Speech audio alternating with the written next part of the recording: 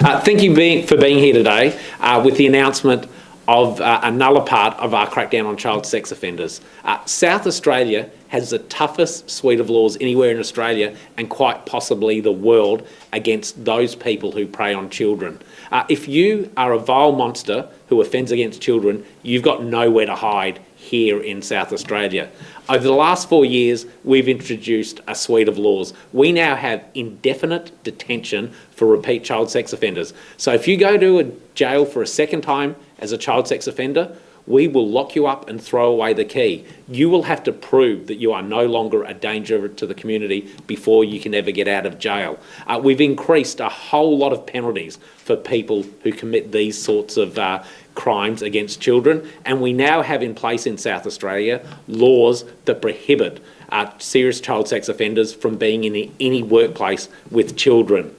As of Monday, a new website for SAPOL will go live, a child sex offender register. This will have 3 components. The first tier will allow anyone, any member of the public, to search and be able to view registrable child sex offenders who are breaching their reporting obligations. The next tier will allow people to make applications and then be able to view photos of any serious child sex offender who lives in their suburb. And the third tier will allow parents to make an application to SAPOL to see if someone who has unsupervised regular contact with their child has any serious child sex offender convictions. This is all about making South Australia safer for children and giving parents a peace of mind. As I've said, this is the latest component in a range of legislative changes we've made over the last 4 years to make sure that we have the toughest suite of laws anywhere in Australia and possibly the world against child sex offenders. I'll hand over to Acting Assistant Commissioner Hilliard, who will step through how this works and be able to give a demonstration of how this website will work when it goes live on Monday. Thank you. As was said, the public-facing child sex offender register commences on Monday the 16th of February. This strengthens South Australia's police powers in terms of managing reportable and registrable child sex offenders, but it also enables parents and caregivers to access information under certain eligibility, identification and assessment criteria in order to put in safeguarding mechanisms to protect their children and also to protect the community. Sexual offences against children are the most serious and traumatic, not only for the child but also for the family and the community. So the extension of these powers enables SAPOL to protect the community from further harm for serious child sex offenders who continue to reoffend. The public-facing child sex offender register will be administered by Public Protection Branch within South Australia Police, and that will be using the Digital Police Station Initiative. The platform itself is a structured and application approach in order to let me say that again. The platform is an application-based and structured approach where information is controlled to people who might access and ask for information. It's to ensure that that information is accessed lawfully and responsibly.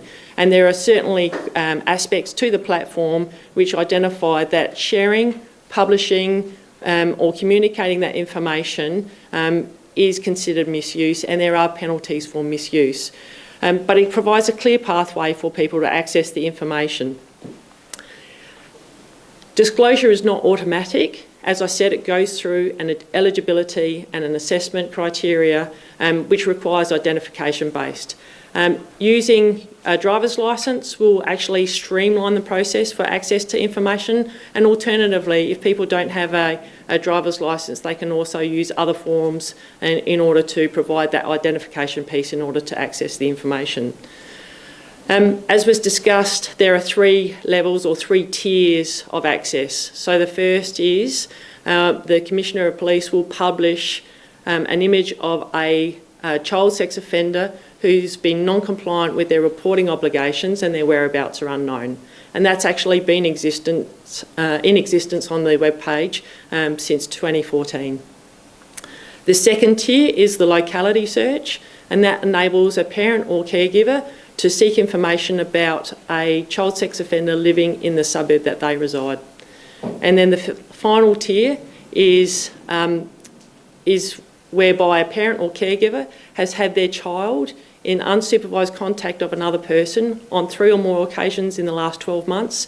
They're able to seek information as to whether that person who's had the care of their child is a reportable child sex offender.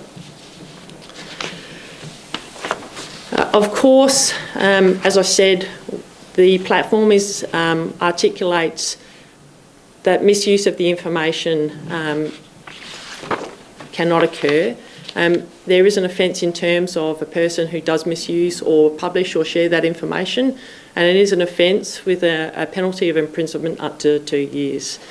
I'm happy to go through the platform with you now.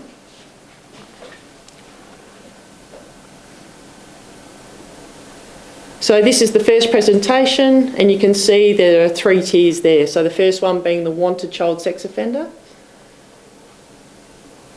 And so ultimately this would indicate people whose whereabouts were unknown or were non-compliant with their reporting obligations.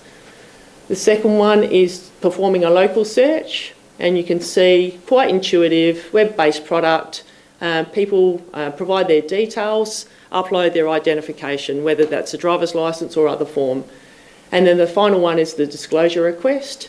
Again, goes through an eligibility assessment criteria.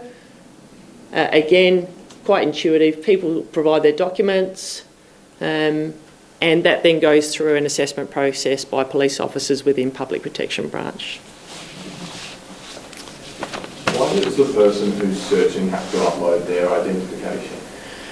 So ultimately this is for police to actually manage and identify who is requesting the information and in what form it's being used. It's quite obviously the first search is accessible. Second search is by locality. The third search is ultimately looking to see whether we've got child sex offenders who are actually having contact with children that are not reporting. So police are certainly wanting to understand the nature of the requests. How will police track usage on the website to sort of limit the use of misinformation and confidential information? So there's a team that's been obviously in place for some time, with more people coming in to do that background assessment. What sort of numbers in that team? It's a small team, and again it's searchable though, depending on the demand. How long does the assessment process take? Depends on the nature of the request. The locality search will be quite quick. The disclosure request will take a little bit more time. Do you have a rough example of how long that might take though? No. I understand there's penalties in place for misusing the information. Are you concerned at all about people in the general public taking the law into their own hands when they find out that there's sex offenders around them? Of course, hence the provisions within the Act, but also as it appears on the platform to identify that. Is SAPOL putting on any extra resources anticipating this sort of behaviour? No, where obviously the communication is such that hopefully people will heed the advice and the warnings that are on the platform and also in the communications. And I can probably just add to that if you like. There are penalties in place for misuse or anyone who thinks they want to take the law into their own hands. This is based on something that's been in operation in Western Australia for a number of years now, and there's no evidence there of that vigilantism. It's something obviously we looked at, but the combination of it not having that vigilantism in WA, where it's been in operation for a number of years, as well as penalties in place for the use is why we're comfortable that we've got the balance right here. Just on Western Australia, there's been some research that shows with these kinds of databases there can be a bit of a false sense of security. Do you think there's a risk of people being complacent with this kind of thing available? Well, if that was the only thing we were doing, that would be an argument that might be able to be made, but it's not. We've massively increased the penalties across the board. We've now banned child sex offenders working with children, and we have indefinite detention. So I think as a suite of measures, this provides a very good balance. And as I've said, it's certainly the toughest suite of laws anywhere in the country, if not the world, in relation to those who prey upon children. But there'll still be people who, I guess, have offended and have managed to slip through the cracks that are on the register, right? This provides us the best information that we know about and are able to provide. But certainly the other laws that we've changed, the other laws that we have in place, I think help fill any of those other things that we need. But certainly this will no doubt be a tool to provide that peace of mind to parents, as well as making children safer. How many people are on South Australia's register? Do you have those details? The register is quite fluid, and that's dependent by the number of people who are in and out of custody. And equally, there is a criteria as to people who will be on the public-facing child sex offender, and then also the child sex offender register across Australia. Why would the people who are in prison still not be included on the register?